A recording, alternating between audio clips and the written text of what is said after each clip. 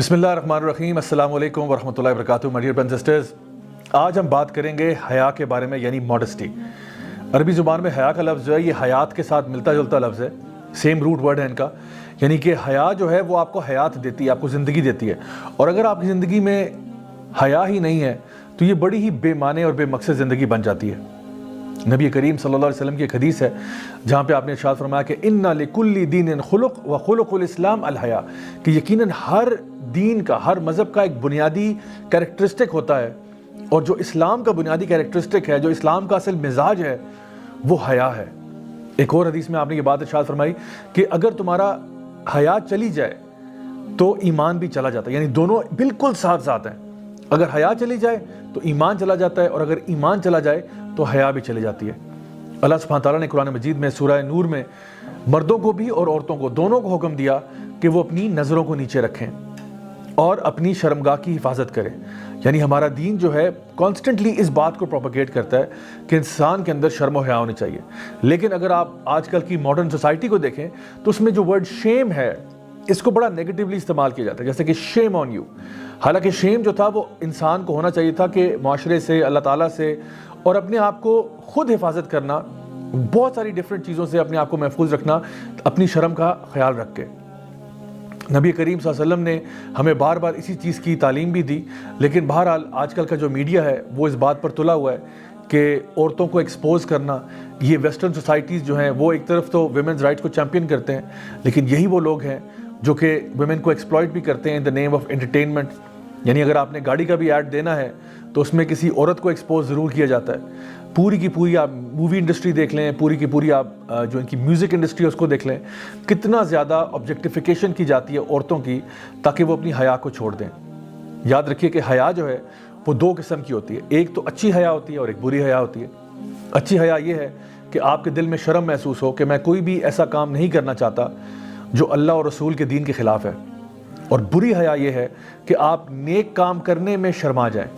यानी आप नमाज़ पढ़ने जा रहे थे, आपके दोस्त यार वहाँ बैठे हुए थे, लेकिन आप नमाज़ नहीं पढ़ना चाह रहे। क्यों? कि लोग कहेंगे कि ओहो ये तो बड़ा मौलवी हो गया। ये गलत बात है। या कोई ये कहे कि तुम बहुत नेक हो गए, हम बड़े गुनाहगार हैं जो तुम उठ के नमाज़ पढ़ने जा रहे हो। तो कभी भी नेकी को करने में हया नहीं होनी चाहिए, लेकिन बुराई को करने में लोगों की भी हया होनी चाहिए, और अल्लाह ताला से सबसे ज़्यादा आपको हया होनी चाहिए। चाहे आप अकेले में इंसान बैठा हो, उसको मालूम हो कि मेरा अल्लाह तो मुझे देख रहा है। इसलिए ये चीज़ बड़ी अहम है हम सबको फॉलो करने के लिए। एक बहुत ही ज़बरदस्त किताब है सिलसिला मुफ़्सिदातुल क़ुलूब शेख सालेह अल मुनज्जिद की, जिसमें वो दो बहुत ही खूबसूरत वाक़यात का जिक्र करते हैं जो मैं आज आपके सामने पेश करना चाहता हूँ। छोटी छोटी सी दो स्टोरीज़ हैं।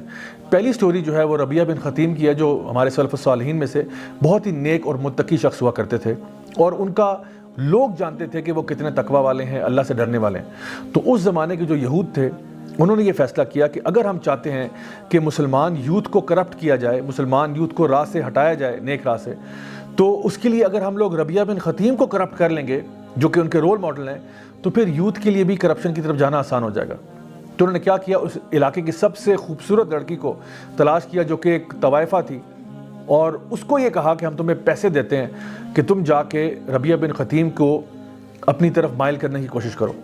वो लड़की जो थी वो इंतहाई खूबसूरत थी। उसने मस्जिद के बाहर वेट करना शुरू किया। रबिया बिन ख़तीम वहाँ से निकलते हैं, वो उनके पीछे पीछे चलना शुरू कर देती है। जब आप अपने घर तक पहुँचे तो उसने पीछे से शेर व शायरी में कुछ ज़बरदस्त किस्म के कलिमात इरशाद फरमाए और ये कहा कि क्या तुम नहीं देखना चाहते मुझ हसीन औरत की तरफ, मैं तुम्हारे लिए यूँ कर दूँगी, तुम्हारे लिए ऐसा कर दूँगी, तुम्हारी ज़िंदगी में बहारें आ जाएंगी, और बड़ी बड़ी ऐसी प्यारी और ख़ूबसूरत बातें उसने करना शुरू कर दी।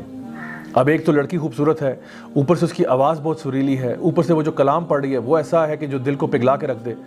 रबिया बिन ख़तीम पीछे मुड़ के देखते हैं और उसको अशार में ही जवाब देते हैं कि ए औरत, वो दिन कैसा होगा जब तेरी ये खूबसूरती चली जाएगी। वो दिन कैसा होगा जब तू दुनिया से चली जाएगी और तुझे फिर कब्र के अंदर दफना दिया जाएगा।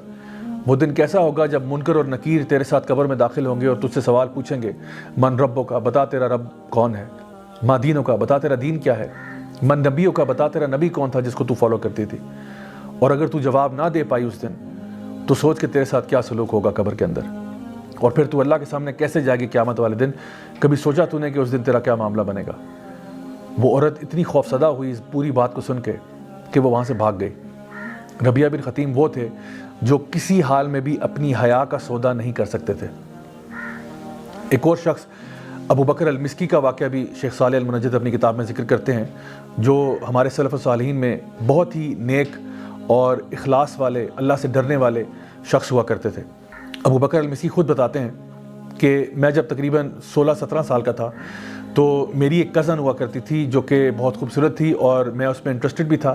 عمر میں وہ ان سے بڑی تھی، لیکن کہتے ہیں کہ میں اس میں انٹرسٹڈ تھا اور وہ کنفرم میرے میں انٹرسٹڈ تھی، کیونکہ اس نے باتوں باتوں میں یہ بات کا اظہار بھی کیا ہوا تھا۔ لیکن ابو بکر المسکی نے کبھی اس بات کا اظہار اس کے سامنے نہیں کیا تھا۔ تو کہتے ہیں ایک دن کیا ہوا کہ اس نے مجھے انویٹیشن بھیجا کہ جی ہمارے گھر پہ ایک دعوت ہے، سارے فیملی ممبرس کو بلایا ہوا ہے، تو آپ بھی تشریف لے آئیں۔ تو ابو بکر المسکی نے کہا کہ ٹھیک ہے جی، میں بھی وہاں پہ چلا گیا۔ اچھا، جب وہاں پہ جاتے ہیں تو کہتے ہیں کہ میں نے دیکھا کہ وہاں پہ کوئی بھی نہیں تھا سوائے میرے، اور ایک دم سے وہ دروازہ جو ہے وہ بند کر دیا اس نے، اور اس نے مجھے کہا کہ میں تو کب سے اس انتظار میں تھی کہ آپ اور میں اکیلے ہوں۔ ابو بکر المسکی جو اللہ سے بہت ڈرنے والے تھے، ان کو خیال آیا کہ اب میں یہاں سے کیسے نکلوں۔ انہوں نے جواب میں کہا کہ اگر آپ سچ پوچھیں تو میں بھی آپ میں بہت انٹرسٹڈ ہوں، اور مجھے بھی بڑی خوشی ہے کہ ہم دونوں آج اکیلے ہیں اور ایک ساتھ ہیں، لیکن چونکہ میں یہ ایکسپیکٹ نہیں کر رہا تھا، مجھے تھوڑی سی مہلت دیں کہ میں ذرا واش روم سے ہو آؤں اور ذرا فریش اپ ہو کے پھر آپ کے پاس میں آتا ہوں۔ تو اس نے کہا ٹھیک ہے جی، آپ جائیں، اور جب آپ واپس آئیں گے تو میں آپ کا انتظار کر رہی ہوں گی۔ ابو بکر المسکی واش روم جاتے ہیں اور قضائے حاجت کے لیے، اور پھر جو بھی اپنا جو ریفیوج ہے، جو گند بلا ہے، اس کو سارا اپنے اوپر مل لیتے ہیں، اپنے پورے کپڑوں کے اوپر، لباس کے اوپر۔ یعنی بڑا کراہیت والا کام ہے، بڑا ہی آپ سمجھ لیں کہ ایسا کام ہے جو کوئی انسان بھی اس کو کرتے ہوئے اس کو بڑی گھن محسوس ہوگی، اور انتہائی مکروہ کام ہے۔ انہوں نے سارا وہ گندگی اٹھائی اور اپنے کپڑوں پہ مل دی، اور پھر باہر آ کے اس سے پوچھتے ہیں کہ کیا اب بھی تم مجھ سے پیار کرتی ہو؟ وہ عورت سخت خفا ہوئی اور اس نے غصے سے ان کو کہا کہ اب آپ میرے گھر سے نکل جائیں، میں نے اتنی محنت کی، اپنے گھر والوں کو نکالا، جو بھی سرونٹس ہیں، گھر کے ملازمین ہیں، ان کو بھیجا، اور آپ میرے ساتھ یہ سلوک کرتے ہیں۔ ابو بکر المسکی نے جلدی سے دروازہ کھولا اور وہاں سے نکلے اور دوڑتے دوڑتے اپنے گھر واپس چلے گئے۔ کہتے ہیں کہ میں نے اپنا لباس چینج کیا، غسل کیا، وضو کیا، اس کے بعد میں نے نماز پڑھی، اللہ تعالیٰ کے آگے گڑ گڑا کے دعائیں کیں اور معافی مانگی کہ اللہ مجھ سے غلطی ہو گئی۔ اور کہتے ہیں کہ میں جائے نماز پر گر گیا اور روتا رہا حتیٰ کہ میری آنکھ لگ گئی۔ اور جب میں صبح اٹھتا ہوں تو فجر کی اذانوں کے اوپر میری آنکھ کھلتی ہے، اور میں جب اسمیل کرتا ہوں تو پورے کمرے سے اتنی زبردست خوشبو آ رہی ہے، تو میں حیران تھا کہ یہ خوشبو کہاں سے آ رہی ہے۔ تو کہتے جب میں نے ادھر ادھر دیکھنا شروع کیا تو پتہ چلا کہ میرے اندر سے ہی خوشبو آ رہی تھی۔ اور پھر یہ سٹوری جب اپنے اسٹوڈنٹس کو سنا رہے تھے تو انہوں نے کہا کہ میرے پیارے اسٹوڈنٹس، میری بات غور سے سن لو کہ وہ دن اور آج کا دن وہ خوشبو میرے جسم سے نہیں گئی۔ سبحان اللہ، یہ وہ اللہ کے لوگ تھے جو اس آیت پر ایمان لاتے تھے، اما من خاف مقام ربہ ونہى النفس عن الہوى فإن الجنۃ ہی المأویٰ، کہ جو شخص بھی اللہ کے سامنے پیش ہونے سے ڈرتا رہا اور جس نے اپنے نفس کو قابو کیا تو جنت اسی کے لیے ہے۔ My dear brothers and sisters, یہ وہ لوگ تھے جو اپنی حیا کی اتنی حفاظت کرتے تھے، مکروہ کام بھی کر لیتے تھے حیا کو بچانے کے لیے۔ لیکن آج ایک ایسا دور ہے جب ہم لوگ بے حیائی کی طرف کھنچے چلے جا رہے ہیں۔ یہ وقت آ گیا کہ ہم سوچیں اور غور کریں کہ کیا واقعی ہمارا ایمان اتنا کمزور ہے کہ چھوٹی سی ٹیمپٹیشن کی طرف ہم اپنے ایمان کا سودا کر دیتے ہیں۔ میری دعا ہے کہ اللہ تعالیٰ ہم سب کو باحیا رکھے، ہمیشہ دین اسلام پر چلنے کی توفیق عطا فرمائے، اور ہم سب کو جنت الفردوس والا بنا لے۔ Until next time, this is me, Raja Zawlak, signing off. Wassalamu alaikum wa rahmatullahi wa barakatuh.